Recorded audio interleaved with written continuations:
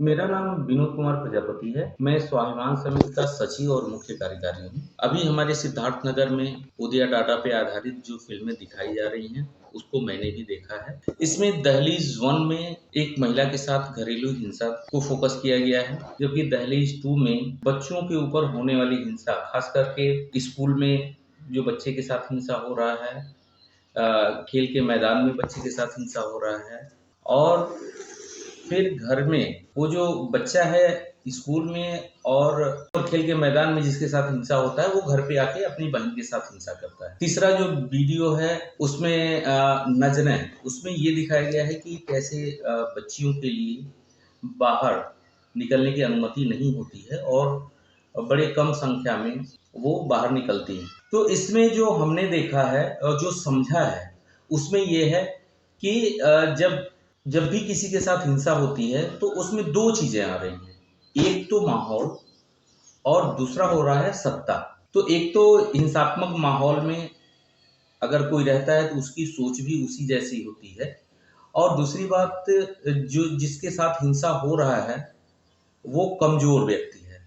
चाहे वो पत्नी हो, बेटी हो, यानी कि जो उसके साथ हिंसा कर रहा है वो कहीं न कहीं सत्ता में उससे ऊपर है। तो हमेशा कमज़ोर के साथ हिंसा होती है, ये उसमें देखने को मिला है। और जब स्कूल में हम देख रहे हैं बच्चे के साथ हिंसा हो रही है, वो बच्चा उस माहौल में ही ढलते हुए आ रहा है और उसको लग रहा है कि ये हिंसा कोई गलत बात नहीं है और अगर कोई हमारा कहना नहीं मानता है, तो उसके साथ हिंसा करना कोई गलत बात नहीं है। जैसे मैंने ही अगर कुछ किया तो मेरे साथ हिंसा हुआ, तो मैं अगर अपने से छोटे को कुछ बोल रहा हूँ, उसके साथ हिंसा करना कोई गलत बात नहीं है। नज़रें में ये दिखा रहा है कि कैसे बच्चियों के लिए जो माहौल है, वो सुरक्षित नहीं है। तो एक व्यक्ति अपने घर की महिला के लिए सुरक्षित माहौल खोजता है और वो उसको बोलता है ज़्यादातर घर में रहो क्योंकि माहौल जो है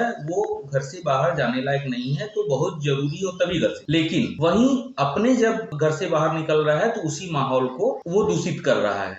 यानी कि जो चिंता उसको अपनी बहन के लिए है या अपने घर की महिला के लिए है, जब वो घर से बाहर जाता है तो वही चिंता वो दूसरे के लिए पैदा कर रहा है, यानी कि वो भी वही काम कर रहा है। तो ये चीज़ें ये बता रही हैं कि एक सत्ता और दूसरा माहौल, इससे जुड़ा हुआ ये मामला मेरी समझ में आ रहा है। और इसमें बच्चों के ऊपर जो हमने देखा है कि बच्चे इसको बड़े ध्यान से देख रहे हैं, बड़े गौर से देख रहे हैं और जहाँ शरीर अपना अधिकार अपने कार्यक्रम चला है, वहाँ के बच्चे तो इसको पूरा अपने मॉड्यूल से जोड़ के देख रहे हैं कि कैसे ये सत्ता की बात है, कहाँ हिंसा की बात है, कहाँ सुरक्षा की बात है, कहाँ अपने शरीर से संबंधित चीज़ों की बात है। तो इन सब चीज़ों को वो अपने कार्यक्रम से रिलेट करके देख रहे हैं और इसको बड़ी पॉजिटिव ले रहे हैं। मेरा भी मानना है कि इसका जो असर है वो बच्चों के ऊपर बहुत ही पॉजिटिव पड़ने वाला है और बहुत पॉजिटिव पड़ रहा है और बच्चे इस संदर्भ में चर्चा कर रहे हैं, बात कर रहे हैं।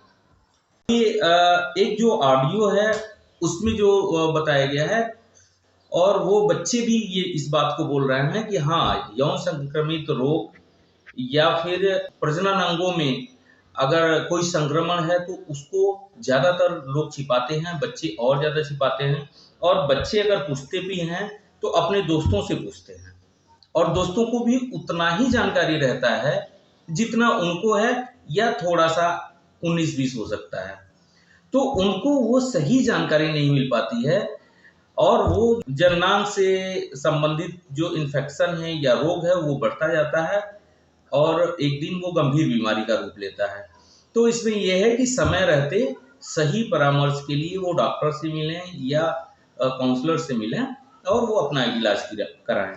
तो कुल मिला के अगर ये देखा जाए तो वीडियो बहुत ही सकारात्मक है और इसमें बच्चे रुचि ले रहे हैं, इस पे चर्चा कर रहे हैं। हाँ, जहाँ शरीर अपना अधिकार अपने कार्यक्रम नहीं चला है, वहाँ के बच्चे इसको रिलेट तो नहीं कर पा रहे हैं किसी कार्यक्रम से, लेकिन अपने दैनिक जीवन में ये चीज़ें होती हैं, ये महसूस कर रहे हैं और उस पे बात कर रहे हैं। धन्यवाद।